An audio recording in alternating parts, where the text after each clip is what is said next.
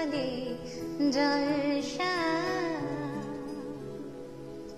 নতুন বছর আসুক আমার দুঃখ রাতের শেষে, নতুন বছর হাসপাতালে রোগীরা বাড়ি ফিরুক, বাজে বেনিয়ায় কালো মেয়েটিকে একটি চাকরি দিও নতুন বছর। একদম, নতুন বছর মানেই তো আমাদের কাছে আশা, আকাঙ্ক্ষা। পুরনো বছরের যা যা কালিমা আছে সেগুলো সমস্ত দূর করে আমরা নতুন আশায় উদ্দীপিত হই। আর ঠিক সেই জন্যই সকালের জলসায় নববর্ষের আড্ডায় কিন্তু আমরা নতুন আশা নিয়ে আপনাদের সামনে এসেছি। আর আজকের আড্ডায় আমরা থাকবো কবিতার সাথে। আর কবিতার জন্য যাকে পেয়েছি তিনি হলেন বিশিষ্ট বাচিক শিল্পী, জামশেদপুর নিবাসী বাচিক শিল্পী চন্দ্রা দেব। তাকে আমরা স্বাগত জানাই আমাদের চ্যানেল ভিশনের পর্দায়। নমস্কার। কেমন আছো বলো? ভালোই আছি, ভালো তো থাকতেই হবে, না হলে তো মানে দিনটাই তো অন্যরকম হয়ে যাবে। একদম তাই, নতুন বছর আসছে, মনটাকে নতুন বছর তো খুশি আমরা পেয়ে খুশিতে গিয়েছি একেবারে। হ্যাঁ, একেবারে তাই। খুশি খুশিতে দিনটা কাটাই। চলো আমরা একটা কবিতা দিয়ে শুরু করি। যে আচ্ছা। তুমি এরকম একটা কবিতা বললে খুব ভালো হয়, যে বসন্ত চলে গেল, নতুন বছর আসলো, সেই বসন্তের অবসানে আমাদের মন কিরকম হয়, ফেরারি বসন্তে আমরা একদম, কিরকম থাকি। একদম। চলো একটু হ্যাঁ, শুনি। হ্যাঁ, যাকে মানে যার কবিতা দিয়ে শুরু করছি তিনি হচ্ছে আমাদের জীবন দেবতাই বলতে পারা যায়। সুখে দুঃখে আনন্দে উনি সবসময় আমাদের পাশে আছেন। তারই কবিতা দিয়ে তাকেই শ্রদ্ধা জানিয়ে আজকে কবিতাকে শুরু করছি। বসন্ত অবসান, করিও কোমল কাব্যগ্রন্থ থেকে নেয়া। কখন বসন্ত গেল, এবার হলো না গান।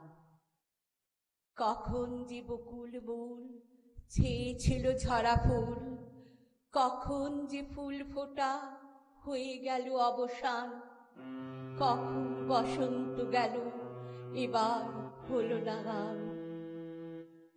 এবারে বসন্তে কিরে জুঠিগুলো জাগেনি রে, অলিকুল গুঞ্জরিয়া করেনি কি মধুপান। এবার কি সমীরণ জাগায়নি ফুলবন, সারা দিয়ে গেল না তো চলে গেল ম্রিয়মান।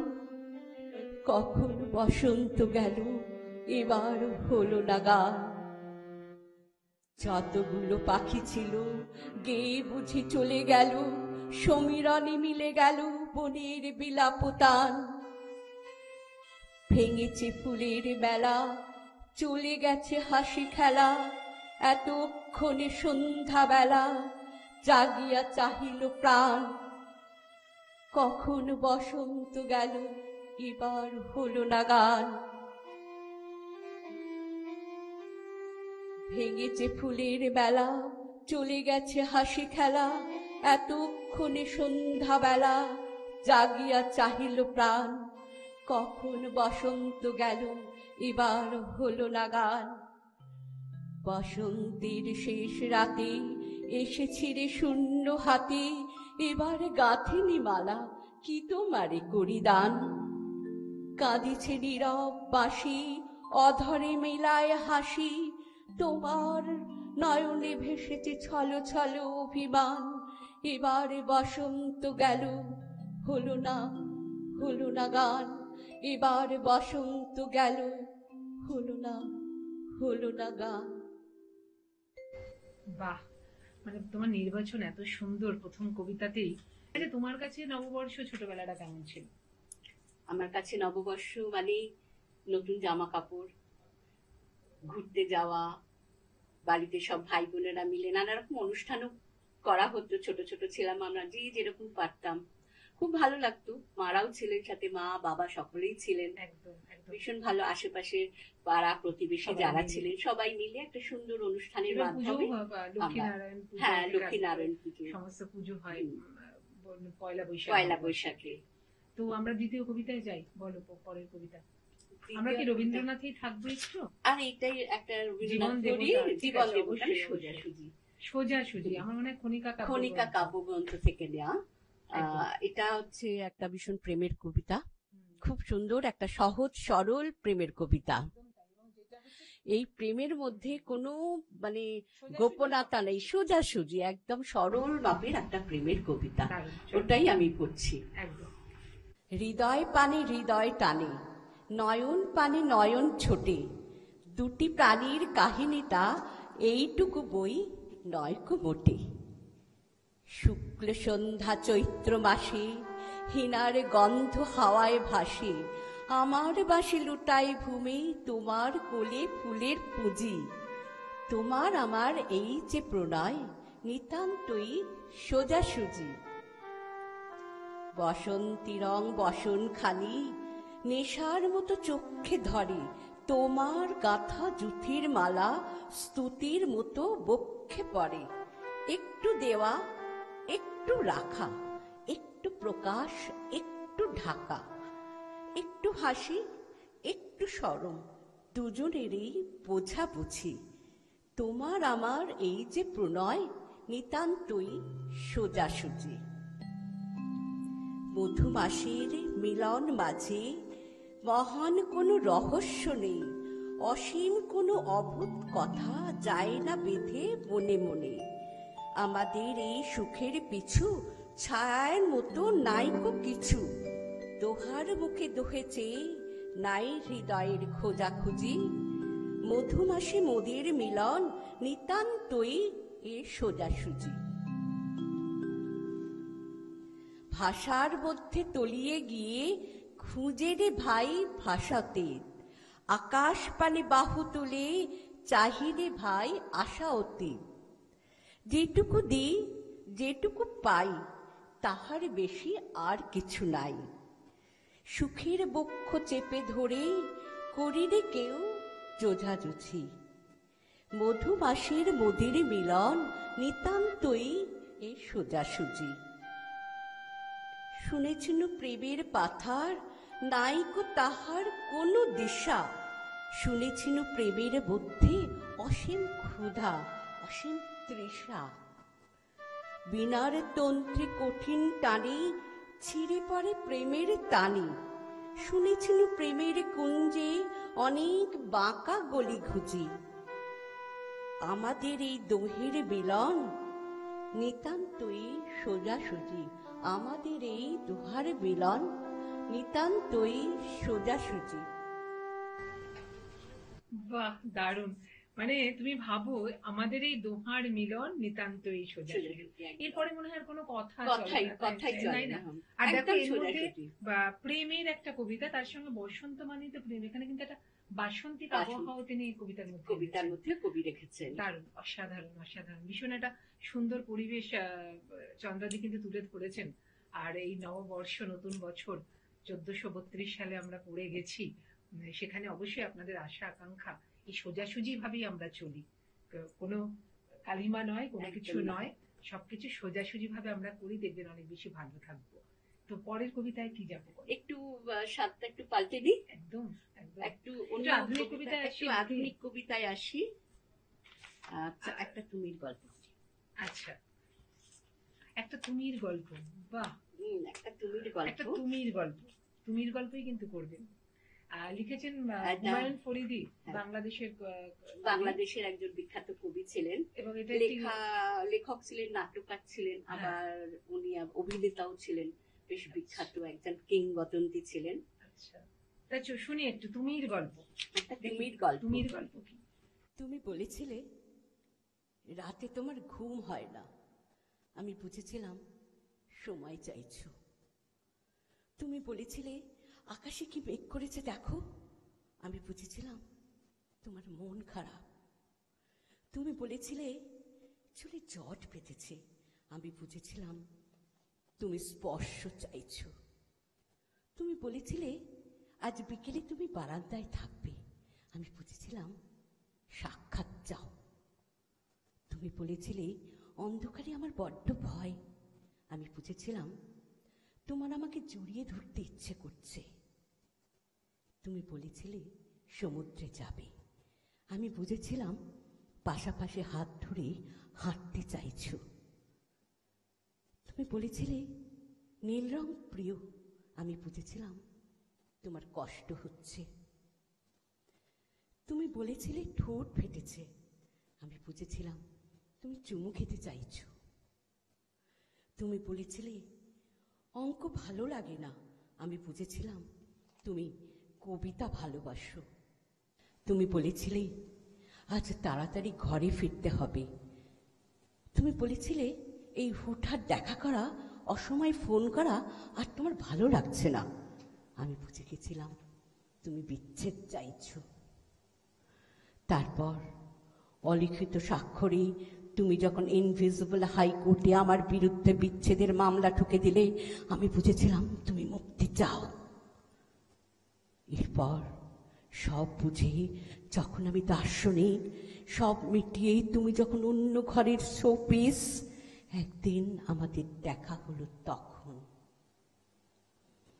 তুমি জিজ্ঞেস করেছিলে কেমন আছো, আমি বুঝে গিয়েছিলাম তুমি ভালো নেই।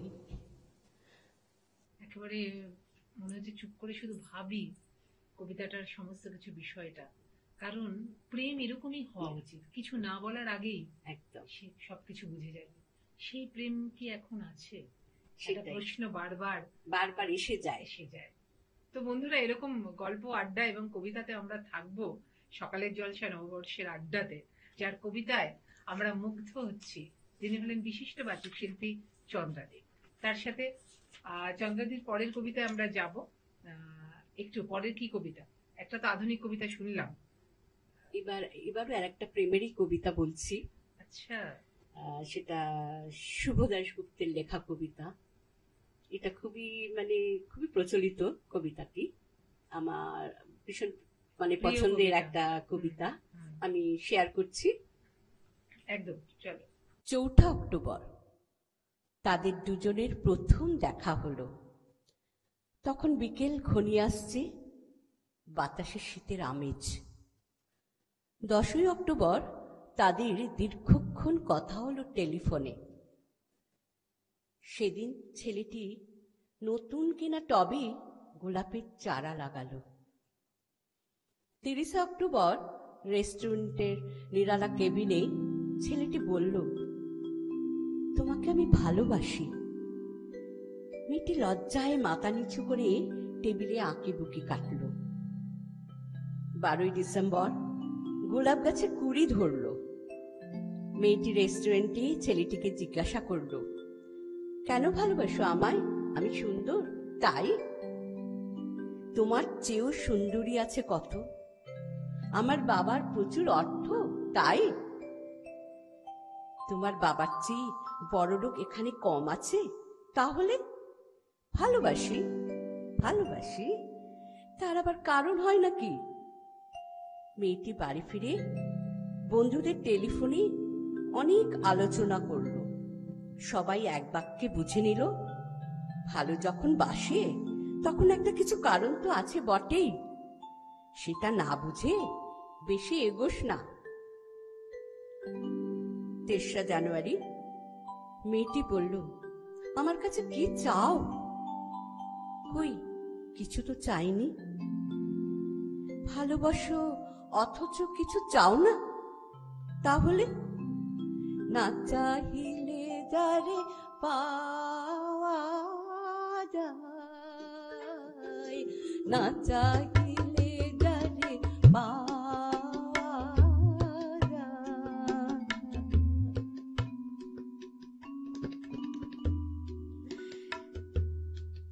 কি এ তো গান, শুধুই গান। তাছাড়া কি কিছুই যদি না চাও তবে ভালোবাসো কেন? ভালোবাসি তাই ভালোবাসা দিতে চাই, চাইবো কেন? তুমি সত্যিই অদ্ভুত। 10 ফেব্রুয়ারি দুজনের দেখা হলো মেট্রো স্টেশনের পাতালে। ছেলেটি বলল, আমি কাল সারা রাত বাঁশি বাজিয়েছি। সারা রাত সেই সুরের মায়াবী আলোয় তুমি নাচছিলে। অসামান্য অনন্য সে নাচ। ধ্যাৎ, কাল সারা রাত আমি ঘুমিয়েছি, আমি কিন্তু তোমার নাচই দেখে গেছি সারা রাত। তোমার বাঁশি একদিন শুনতে হবে। 10 মার্চ ছেলেটি বাঁশি বাজালো, মেয়েটি শুনল। সময় থমকে রইল অনেকক্ষণ। পাশে যখন থামলো, মেয়েটির দু চোখ ভরা জলে বলল, পাশে শুনতে শুনতে আমার ঘুম এলো আবেশে। আমি দেখলাম আমি নাচছি মেঘের মাঝখানে, তারাদের পাশে আমি নাচছি, আকাশে ফুলের গন্ধ। ডাক্তার আমায় বাঁশি বাজাতে নিষেধ করেছেন। সে কি, কেন? বাঁশি আমায় টেনে নিয়ে যায় স্বপ্নের মধ্যে। ডাক্তার বলেছে স্বপ্ন দেখে আমার মস্তিষ্কের শিরা উপশিরায় জট পাকিয়ে যাচ্ছে। তাহলে ভাবছি 16 এপ্রিল মেয়েটি বলল, আমার বন্ধুরা বলেছে তুমি খুব ভালো, অসাধারণ, কিন্তু তুমি সৃষ্টি ছাড়া, তোমার স্বপ্ন সব অর্থহীন। আমি জানি স্বপ্ন টপ্ন ছেড়ে দিতে পারো না তুমি। না, তাহলে তুমি তো আমাকে হারাবে। তোমায় পাইনি তো কখনো। 5ই মে ছেলেটির মস্তিষ্কে অপারেশন হলো। একটু সুস্থ হতে মেয়েটি বলল, ভালো আছো তো? এখন আর স্বপ্ন দেখছো না তো? দেখছি আরো সুন্দর সব স্বপ্ন। তাহলে তো দেখছি অপারেশনটা আদৌ সফল হয়নি। বাড়ি ফিরে বন্ধুদের ফোন করলো মেয়েটি। বন্ধুরা এক বাক্যে বলল, বাঁশি বাজানো, স্বপ্ন দেখা সবই ব্যাকডেটেড, সৃষ্টি ছাড়া। তুই আর লোক পেলি না, তুই এত রূপসী, তোর এত উজ্জ্বল প্রসপেক্ট। ভালো যদি চাস তাহলে শিগগিরই বিয়ে করে ফেল তোর দাদার সেই বন্ধুকে। উনি তো শুনলাম কানাডাতেই সেটেল করবেন। 7ই জুলাই মেয়েটি আবার জিজ্ঞাসা করল, তুমি সত্যি কি চাও বলো তো? তুমি আরো সার্থক, আরো সুন্দর হয়ে ওঠো, ব্যাস, আর কিছু না। আর চাই স্বপ্ন দেখতে। ও, স্বপ্ন তাহলে তুমি ছাড়তে পারবে না? না, তাহলে তুমি থাকো স্বপ্ন নিয়ে। 12ই আগস্ট গোলাপ গাছে ফুল ফুটলো অনেক। সেদিন দুপুরে ছেলেটির মস্তিষ্কে আবার অপারেশন হলো। 13ই সেপ্টেম্বর ছেলেটি মারা গেল। 14ই সেপ্টেম্বর মেয়েটির শুভ বিবাহ সুসম্পন্ন হলো কানাডাগামী সেই পাত্রের সঙ্গে। 20শে সেপ্টেম্বর গোলাপ গাছটি হঠাৎ ঝড়ে উপড়ে গেল। সেদিন সন্ধ্যার বিমানে মেয়েটি হানিমুনে গেল।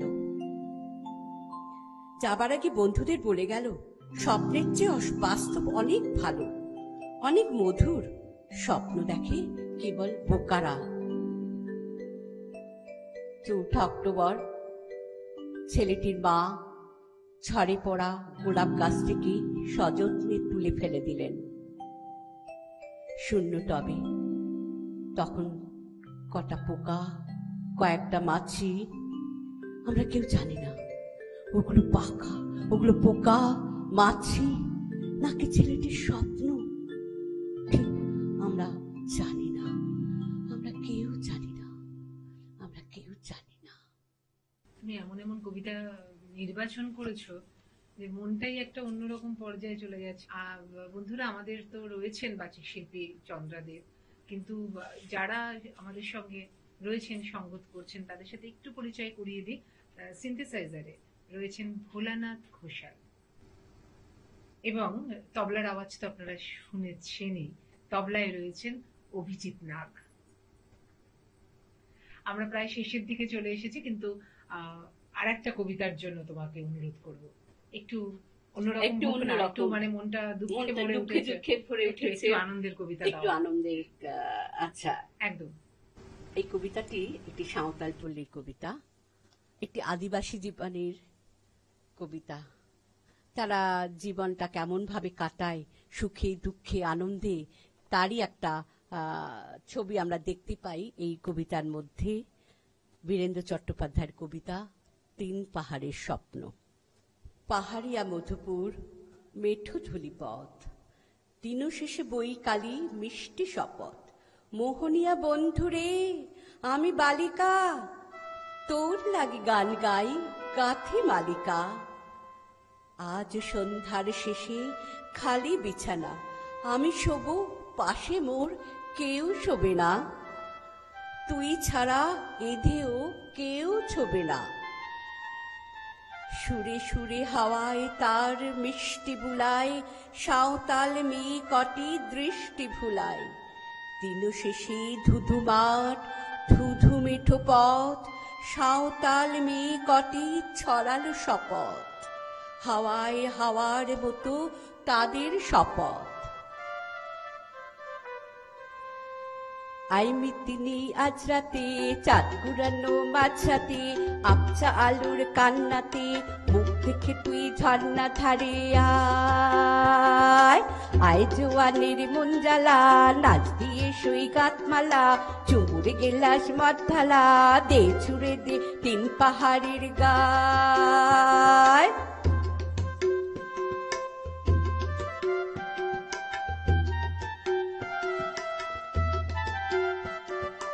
আহা মাদুল, মাতাল মাদুল, বাচ্চে তোরি জন্মেলো, খুশির হাওয়া পাগলা হাওয়া, গান দিল রাজ কন্যেলো। আয় কাছে আয় মন দিলো, আয় কাছে আয় মন দিলো।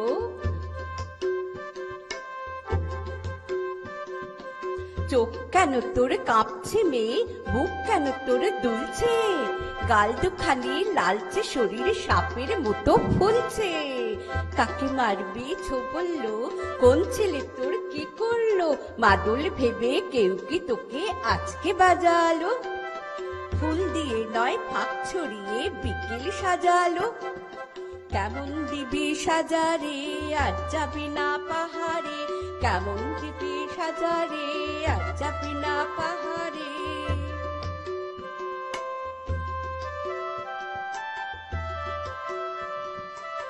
এত গান আকাশে, এত গান বাতাসে, সাঁওতাল মেয়েটির টিপ কপালে।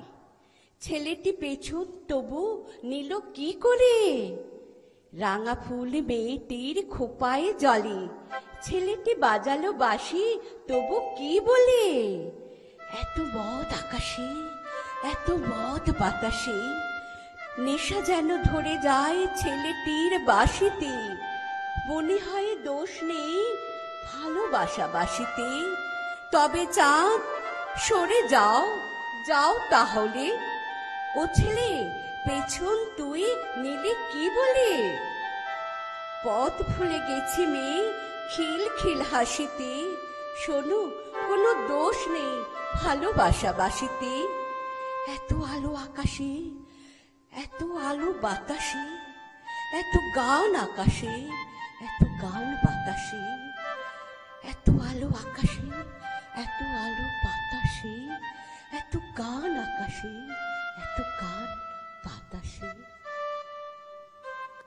বাহ, মানে সত্যি মানে আলোয় আলোকিত হয়ে যাক আমাদের এই ভুবন, নববর্ষে আমাদের এই কামনা রইল। আর চ্যানেল ভিশন এবং সকালের জলসায় শামসের মল্লিকের পক্ষ থেকে, যে মানুষটিকে ছাড়া আমরা কিছু ভাবতে পারি না, যার উদ্যোগে যার পরিচালনায় এই অনুষ্ঠান আপনারা দেখতে পাচ্ছেন বছরের পর বছর ধরে, সেই শামসের মল্লিক তাদের পক্ষ থেকে তোমাকে একটা সার্টিফিকেট, শংসাপত্র, একটা স্মারক